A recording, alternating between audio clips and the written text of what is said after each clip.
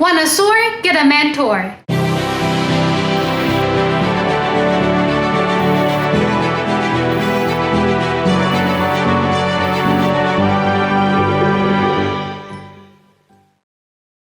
Hey, it's Carmichael. We made this video because you're the most ambitious person in your circle. You know you are capable of more, and you get that push by surrounding yourself with the best. So today, let's learn from one of the best, my husband Evan Carmichael, the single most important exercise that you can do right now. Enjoy!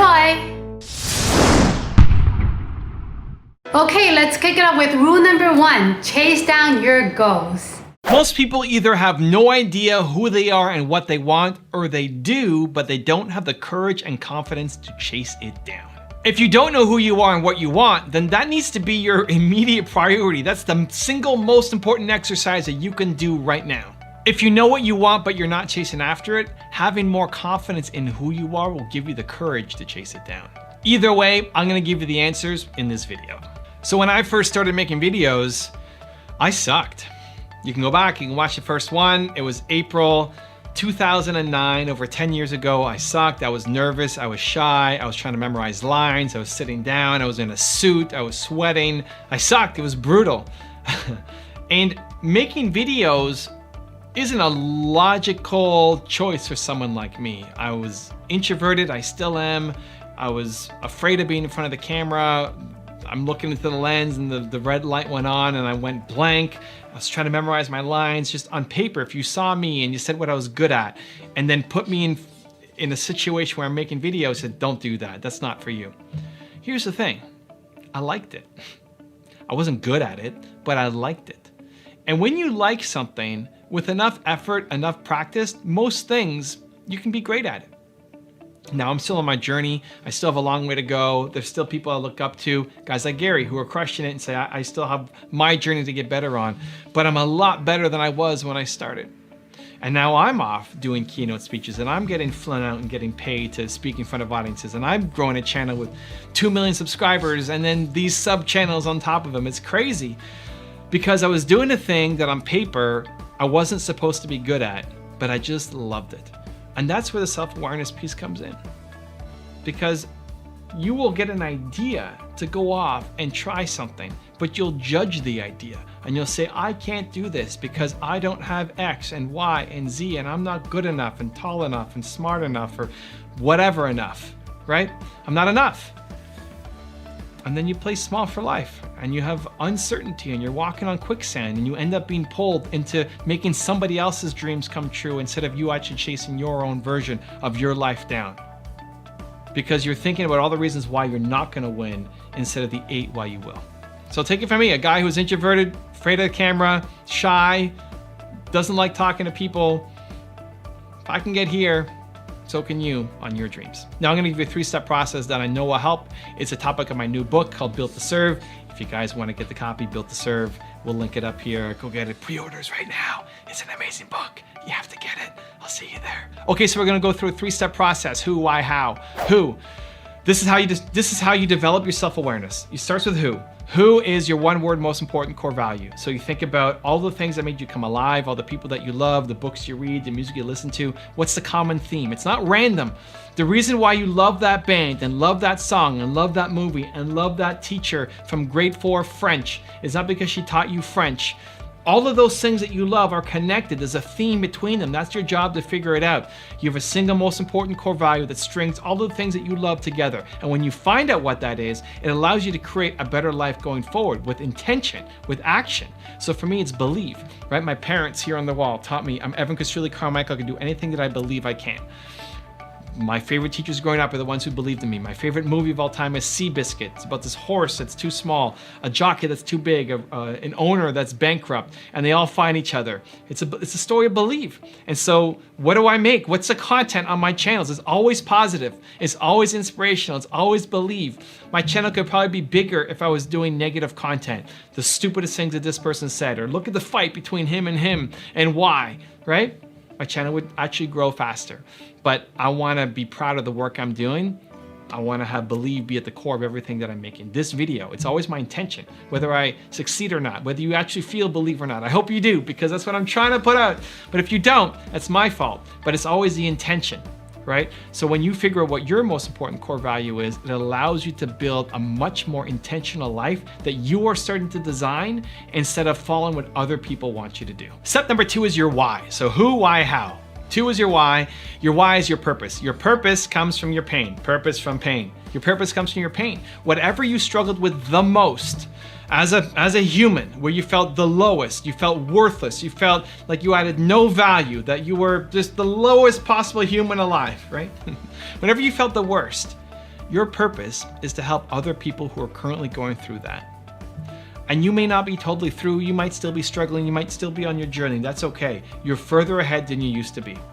You're further ahead than you were a year ago, or 2 years ago, or 5 years ago, or 10 years ago, or whenever this thing happened to you. The most emotional pain that you felt, you're further ahead. And you right now can go back and talk to who you used to be and give that person advice in a way that only you could, in a way that I couldn't reach. Like you can reach who you were 5 years ago in a way that I couldn't reach today. And Tony Robbins couldn't reach, and Gary Vee couldn't reach. You can reach them in a way that nobody else can reach. That's your purpose. Because humans are built to serve. That's the name of my book, Built to Serve. Humans are built to serve, but you can serve in a lot of different ways.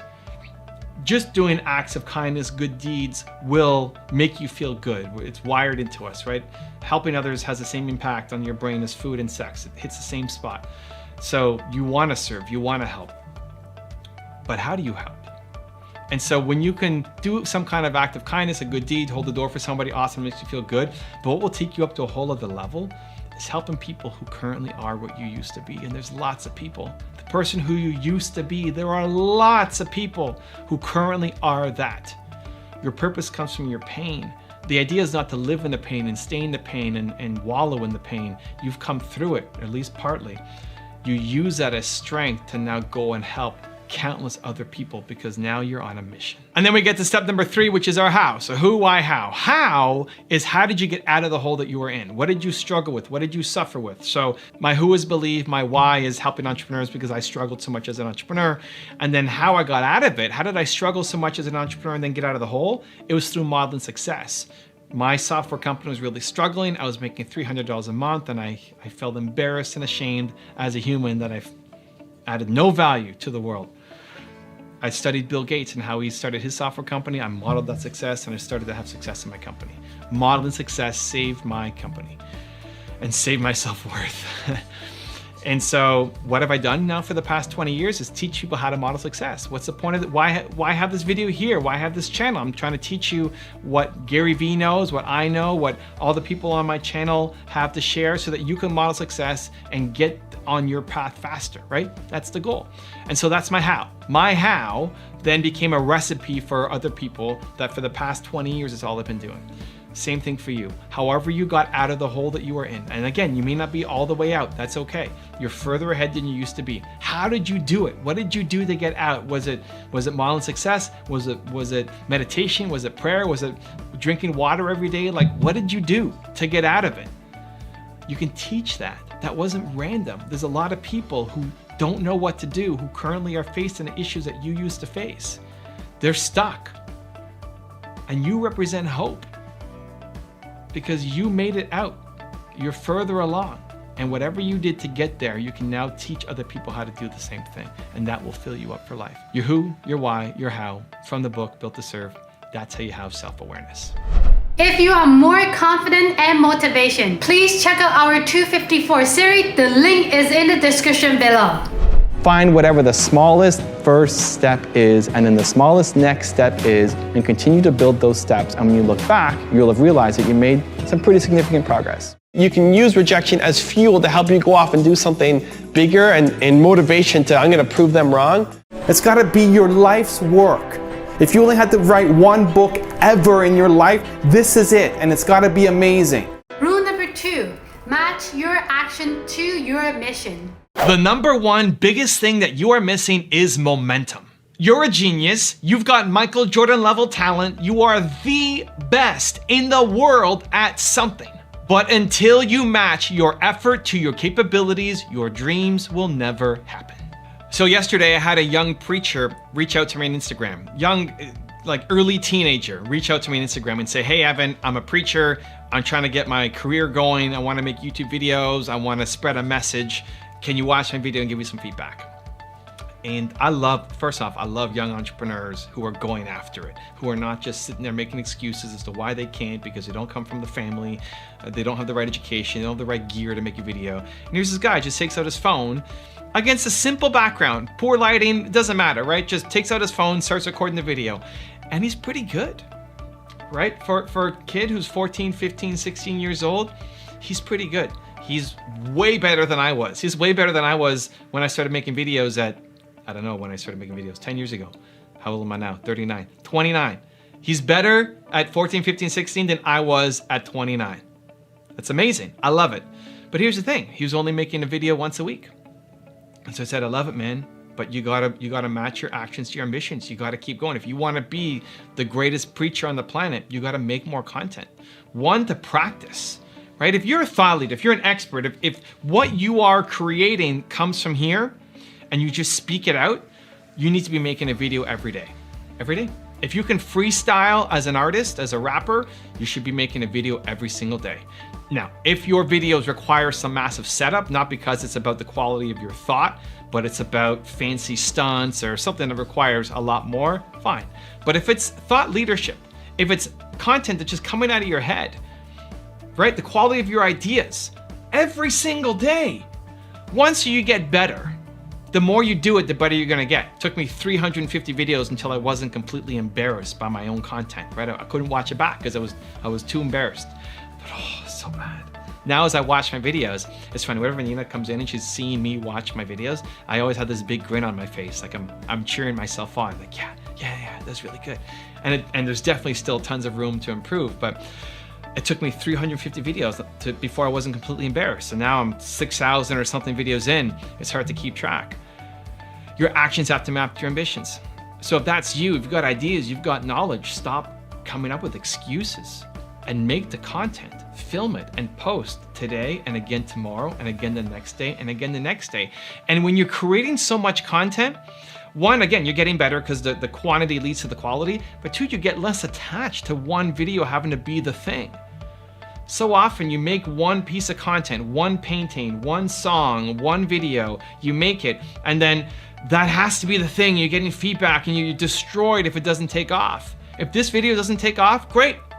Next, right? Next. Keep going, keep creating. You need momentum. So your actions have to map to your ambitions, right? Whatever idea you have in your head, you want to be the next Oprah of whatever industry, great. Let's see it. Let's see it in the work. Let's see it in the energy. Let's see it in the output that you are creating every single day. Now I've got a very special bonus clip on don't care what others think. That I think you're gonna enjoy, but before that, it's time for the question of the day. What is that one goal you need to chase down this week? And if you made it this far in the video and you promise to take action after watching, I want to celebrate you. Give me a hashtag believe in the comment below. I think it's really important for entrepreneurs to understand where your threshold is of how much crap you could take from other people, how much negativity, how much feedback and criticism that you could take without it impacting your psyche or your self-worth. I think in general as an entrepreneur, you need to be prepared to get a lot of crap, a lot of negativity, a lot of stuff thrown at you. And yes, it's easy to say, don't care what other people think, but understanding what your tolerance level is and where you kind of fit on that spectrum can really help you design the rules so that they're in your favor. So as an example, there's a guy on my team who doesn't handle criticism as well. You know, I'm a lot more comfortable in the uncomfortable where he can bounce around a lot more. He'll be on top of the world, like this is great, and then a negative feedback comes in and it really impacts him hardly, and then the positive one comes in and he jumps back up.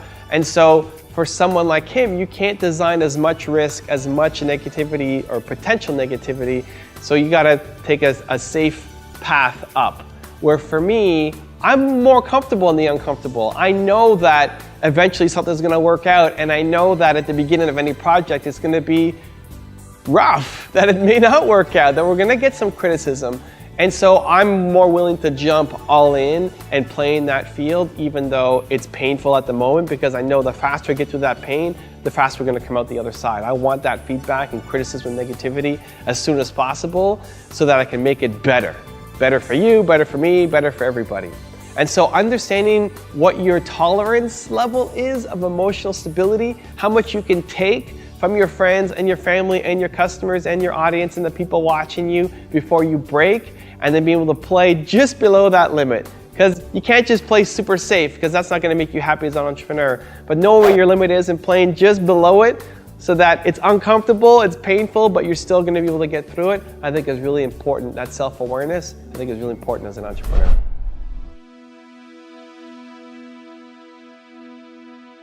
If you want to learn why you stopped being average, check out the video next to me. I'm sure you will enjoy it. I will see you there. Continue to believe.